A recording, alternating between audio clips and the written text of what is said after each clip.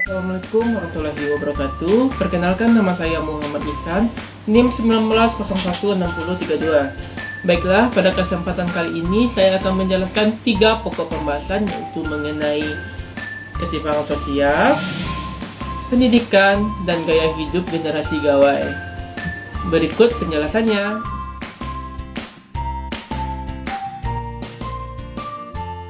Baiklah, kita masuk pada materi yang pertama, yaitu mengenai ketimpangan sosial.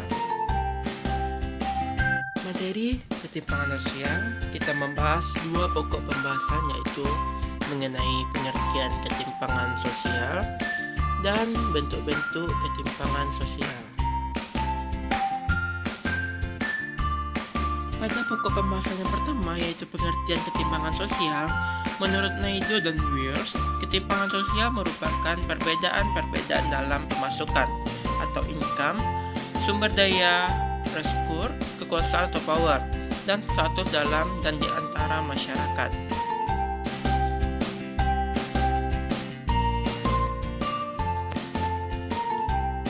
Baiklah, kita masuk pada pokok pembahasan yang kedua. Pada pokok pembahasan yang kedua ini kita membahas tentang bentuk-bentuk ketimpangan sosial.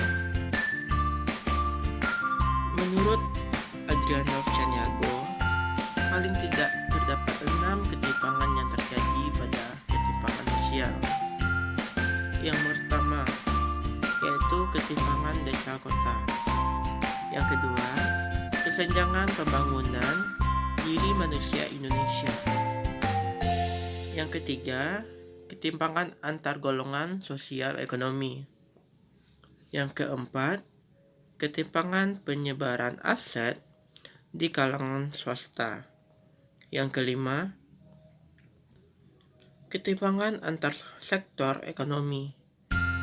Yang keenam, ketimpangan antar wilayah dan pada subwilayah. Jadi apapun bentuk ketimpangan sosial, kita harus bisa mengimbangi dan menjadikan bentuk ketimpangan sosial tersebut menjadi sebagai motivasi dalam diri kita dan suatu masyarakat agar kita lebih dihargai oleh masyarakat lain.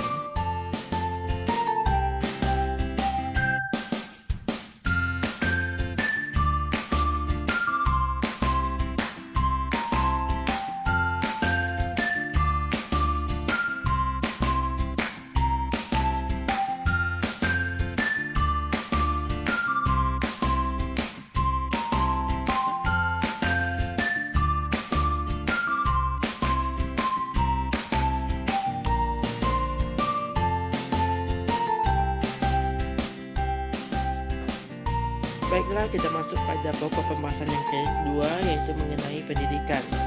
Apa itu pendidikan? Pendidikan tinggi adalah jenjang pendidikan setelah menempuh pendidikan menengah yang mencakup program diploma, sarjana, magister, dan lain-lain. Disebut dan menyelenggarakan oleh perguruan tinggi berdasarkan kebudayaan bangsa Indonesia.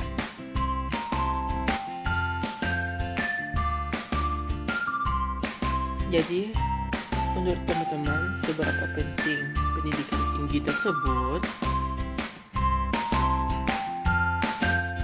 Mengenai pembahasan tentang pendidikan tinggi,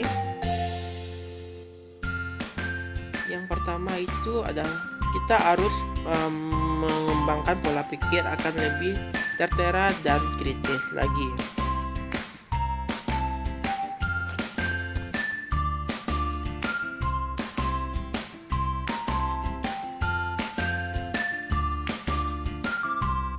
Dan selanjutnya memiliki pikiran yang lebih terbuka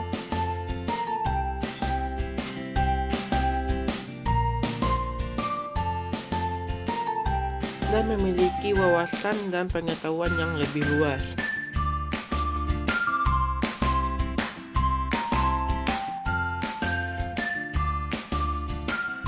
Mendapatkan jalinan pertemanan dan relasi yang lebih luas.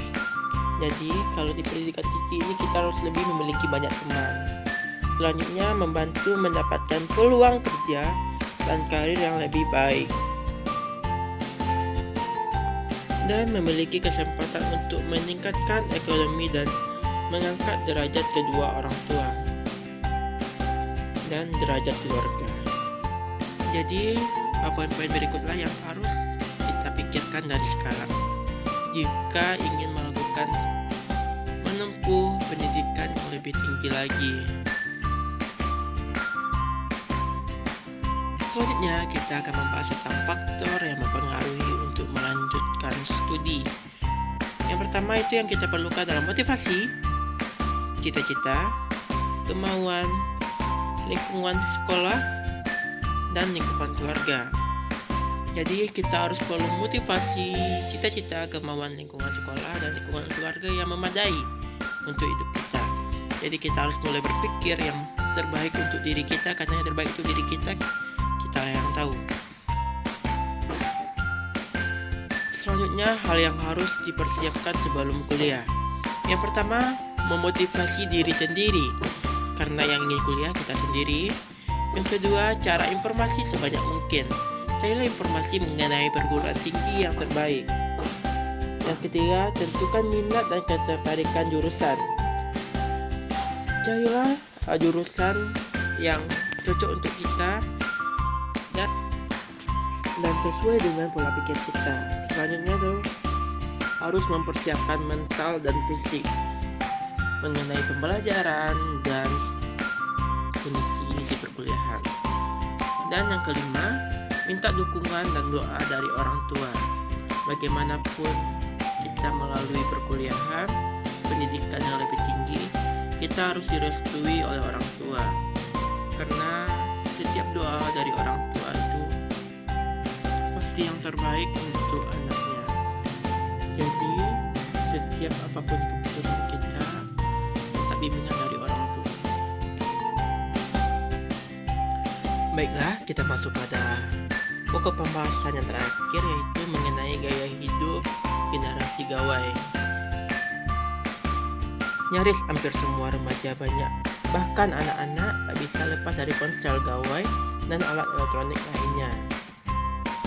Selain sebagai alat komunikasi, gawai memang telah menjelma menjadi alat hiburan, sarana sosial, sumber informasi, dan berbagai hal lainnya. Tanpa ponsel, misalnya seorang akan merasa ada yang kurang dalam dirinya. Namun fenomena ketergantungan terhadap teknologi seperti ini bisa menjadi bom waktu, apalagi jika menggunakan tidak bijak dan berlebihan. Berikut penjelasannya. Terima kasih telah menyimak video saya dengan baik. Semoga ilmunya bermanfaat. Assalamualaikum warahmatullahi wabarakatuh.